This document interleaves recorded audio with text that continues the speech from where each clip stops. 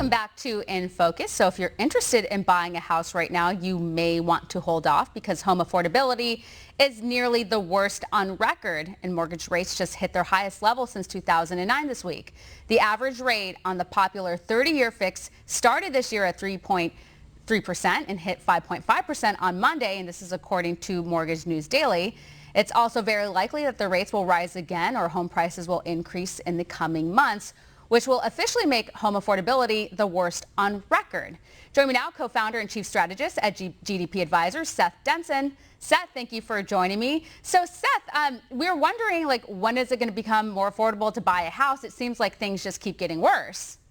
Yeah, Stephanie, and I will tell you my crystal ball is just a little foggy right now on that for two reasons. We still have a supply challenge, an inventory challenge on the real estate side, and there's still a lot of cash in the market. And so what's happened is institutional investors can deploy their cash, grow an asset while not pulling cash out of the market. That's while interest rates were low. As interest rates start to rise, the inventory likely will pick up, but as you alluded to in your opening comments, for every point that an interest rate rises to the average American household, that's a $500 increase in their monthly mortgage payment. So when you factor that in, yes, there's going to be more houses available, but I may not be able to afford them even if those prices go down because now I'm just paying more in interest.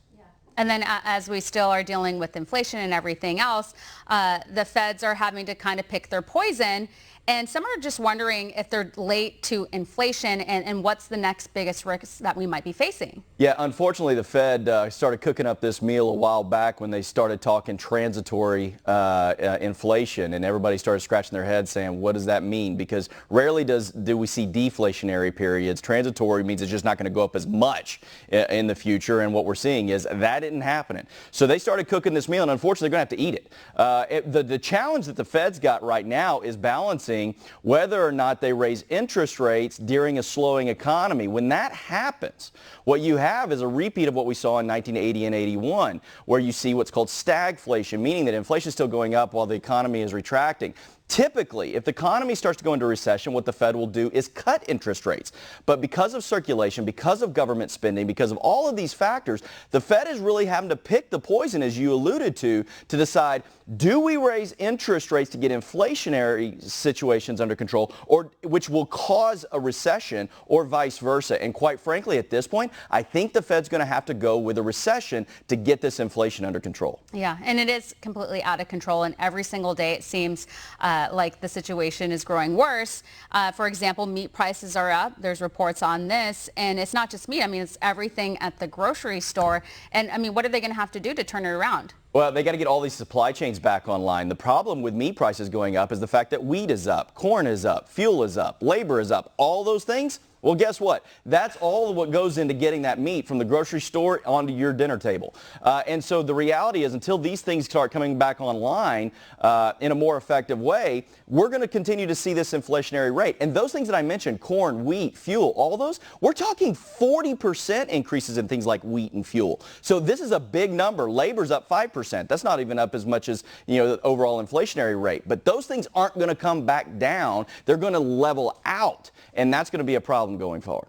Yeah, and think about the expense of gas and everything else. And so, as you pointed out, there's a lot that goes into getting a piece of meat to the store. And oftentimes you'll hear these interviews of farmers talking about what's going on and the expenses that they face, and really no relief in sight for them. That's right. No, absolutely. And unfortunately, it is these ranchers. They're having to bear the burden of these additional expenses before it ever gets to the plate. And when you factor in the grocers, the meat producers, all of these, they're taking their cut of that pie as well, leaving less for those ranchers.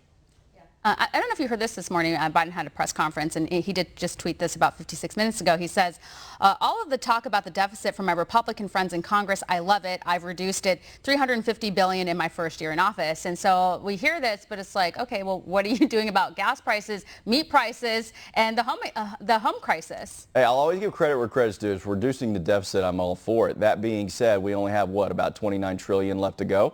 And that's the reality. And that's adding to this overall inflationary period. We're in election season. So this idea that the government's going to stop spending money, that's ludicrous. They're going to try to buy votes. And as they're doing that while the Fed is trying to tackle inflation, that's going to be a problem. And I'll tell you one other thing. This is a thing that isn't being talked about a lot.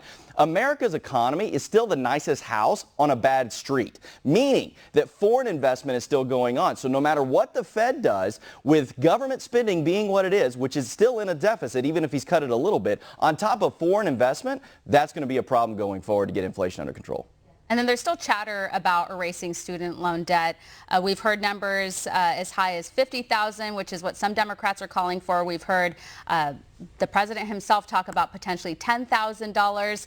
But either way, think about who this benefits the most. It's not necessarily the working class. These are the privileged, entitled people who were, for the most part, able to go to college in the first place. Yeah, that's right. So if we're talking about a $10,000 forgiveness, and let's be clear, this isn't forgiveness. This is just the government and taxpayers paying off the high cost of university, right? So this isn't forgiveness. This is the restructuring of where that money goes.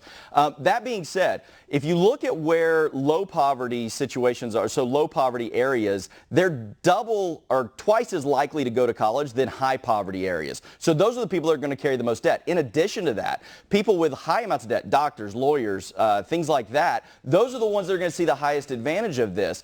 Higher poverty areas don't go to college as much, and they don't tend to have as much debt either, because when they do, they go to community colleges and some of these areas that aren't quite as expensive. This is disproportionately benefiting those that have more money. Still, nobody can answer the question, like, why are we paying the student loan debt of other people? What about the rest of us who took on loans or went to community college first, or didn't necessarily finish college to save money? It's like, why do we have to suffer and have our taxpayer dollars contribute to other people's loans and erasing them? It just makes no sense. That's exactly right. Well, Seth, we got to leave it here. We appreciate your insight. Thank you so much. Thanks, Steph. Thank you.